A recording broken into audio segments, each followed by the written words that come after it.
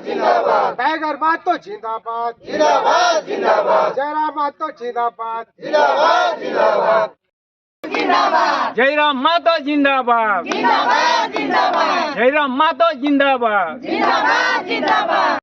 इनके नेता विजय साहू जिंदाबाद जिंदाबाद जिंदाबाद वापस जाना होगा जाना होगा एनएमडीसी को वापस जाना होगा जाना होगा एनएमडीसी तेरी दलाली नहीं चलेगी नहीं चलेगी नहीं चलेगी एनएमडीसी तेरी मनमानी नहीं चलेगी नहीं चलेगी नहीं चलेगी एनएमडीसी तेरी मनमानी नहीं चलेगी नहीं चलेगी नहीं चलेगी।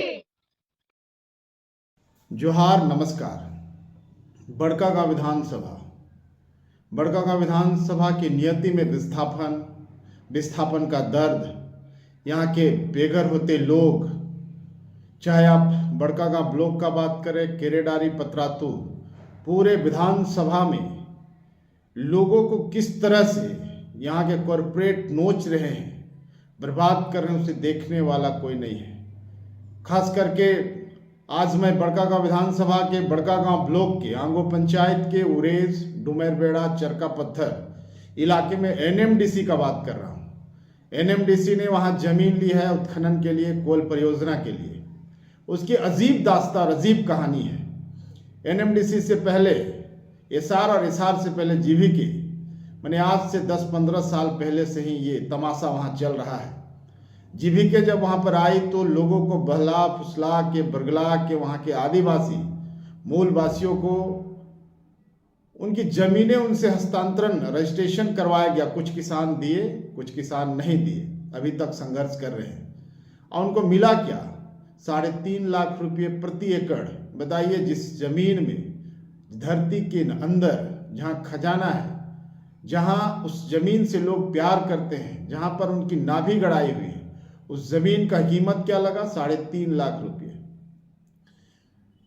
एसआर चला गया। एनएमडीसी आने के बाद अब क्या हो रहा है कि एनएमडीसी वहाँ पर बिना, जो जानकारी मिल रही है कि बिना एनवायरमेंट क्लियरेंस के, बिना पब्लिक हियरिंग के, वो पुराना पब्लिक हियरिंग के आधार पर ही जंगलों को बेतहाशा काटने का काम कर रही है। और ये सारा काम केवल आश्वासन पर चल रहा है। जब वहाँ की जमीनें रजिस्ट्रेशन करवाया गया था जमीनों का, तो उसको रद्द कर दिया गया डीसी के द्वारा, कलेक्टर के द्वारा।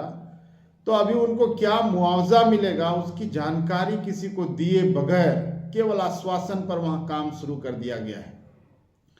वहाँ के गरीब आदिवासी डरे सहमे से रहते हैं। मैं ये बताना चाहता हूँ कि केवल आश्वासन पर क्या कंपनी कब उनको उनके साथ उनका जो हक है उस पर क्या बात की है और कब करेगी। केवल हो जाएगा, मिल जाएगा करके वहाँ काम किया जा रहा है।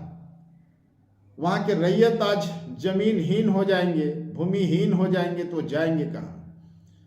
उन लोगों का दर्द देख करके जब उन लोगों ने आग्रह किया कि आप आइए, आवाज़ बुलंद कीजिए, तो आज मैं वहाँ गया था। वहाँ की दुर्दशा देख के मुझे दर्द, मैंने अपनी धरती, अपना राज्य में अपनी जमीन की सुरक्षा हम नहीं कर पा रहे हैं।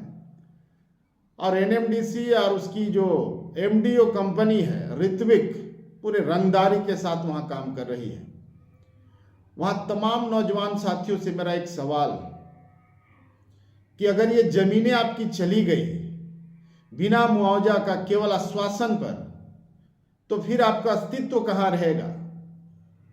आपसे मेरी आग्रह है कि आप कमिटमेंट लीजिए, एनएमडीसी से कमिटमेंट लीजिए, वहाँ का एमडीओ कंपनी से, कि जब तक हमारा जो जायज हक है, जब तक हमारी बातों को आप नहीं सुनेंगे, जब तक हमें प्रॉपर मुआवजा जो हम चाहते हैं उसका भरपाई नहीं होगा, तो यहाँ पर काम नहीं करने देंगे।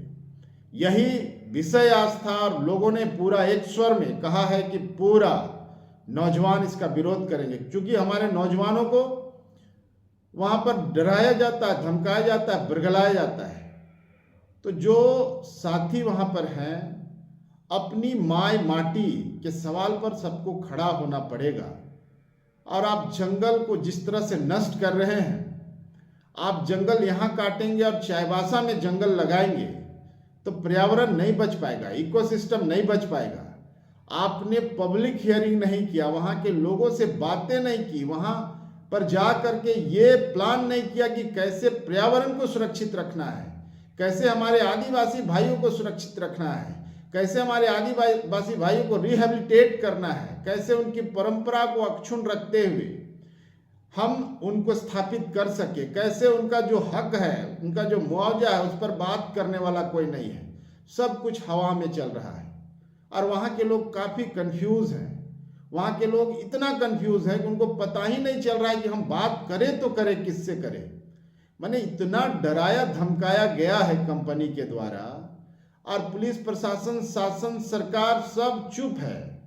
माननीय मुख्यमंत्री से मेरी आग्रह है कि ये आंगो पंचायत का ये जो इलाका है, ये आदिवासी बहुल इलाका है और इनको इनके घरों से मत उजाड़िए। इनकी जो अपनी संस्कृति है, सभ्यता है, वहाँ से दूर मत करिए। और इनका जो जायज हक है, कोई बात करने वाला नहीं है। कंपनी के आश्वासन पर अगर यहाँ पर खदान खुल गया और खुलने के बाद फिर उनका क्या होगा, इसका किसी के पास जवाब नहीं है। इसलिए उरेज से लेके डुमेरबेड़ा से लेकर के तमाम इलाका के नौजवान साथी, उनसे मेरी आग्रह है, आप लड़ाकू लोग हैं, आप मजबूत लोग हैं। अगर आपके अंदर ऐसा लगता है कि आपको कंपनी कुछ देगा तो पहले ठोस करवा लीजिए। आपको लगता है कि कंपनी ने आपको आश्वासन दिया है तो पहले पब्लिक के बीच में कमिटमेंट करवा लीजिए, कलेक्टर की अध्यक्षता में बैठक करवा लीजिए। आपको जो एनएमडीसी अगर भू अर्जन से आपको पैसा तो देगी कब, आपका रिकम्पनसेशन तो नहीं कर रही है। जो आपने पहले पैसा लिया था उसको रिकम्पनसेट तो नहीं कर रही है कंपनी। अगर ये जोड़ के बताती है कि इतना पैसा देंगे तो लिखित कहाँ है, क्या प्रोसेस है। जब तक आपका भूमि का अधिग्रहण प्रॉपरली नहीं हो जाए, आपसे आग्रह है कि आप अपना हाथ मत काटिए। भूमि का मुआवजा जब तक नहीं मिले, आपका जो जायज डिमांड है, और कुछ लोग तो कहते हैं कि हम जमीन देंगे ही नहीं, तो उनके साथ भी आपको खड़ा रहना होगा। चूंकि अगर आप सारी जमीनें दे देंगे तो आपका अस्तित्व तो मिट जाएगा। वो जमीन ही आपका है जो आपके पूर्वजों ने आपको दिया, और उसको आपको सजाना संवारना है। लेकिन उजड़ जाइएगा तो आप जाइएगा कहाँ, कौन आपको स्वीकार करेगा। कॉलोनियों में रहने के लिए आदिवासी नहीं बना हुआ है कि छोटे छोटे कमरों में हम रहेंगे तो हमारा गाय, गरू, बकरी, छगरी ये सब कहाँ जाएगा। तो इन सवालों के साथ हम विश्वास दिलाते हैं वहाँ के रैयतों को कि आपके साथ हम पूरा ताकत के साथ है। जरूरत पड़े तो हम गवर्नर साहब के यहाँ जाएंगे, जरूरत पड़े तो रांची में धरना देंगे, आमरण अनशन करेंगे। लेकिन जब तक आपके जायज हक को, जायज मांग को कंपनी स्वीकार नहीं करती है, आपको आपका जो मांग डिमांड है उस पर बैठ के वार्ता नहीं करती है, तब तक वहां काम हम लोग किसी भी हाल में होने नहीं देंगे। सबको जोहार, धन्यवाद।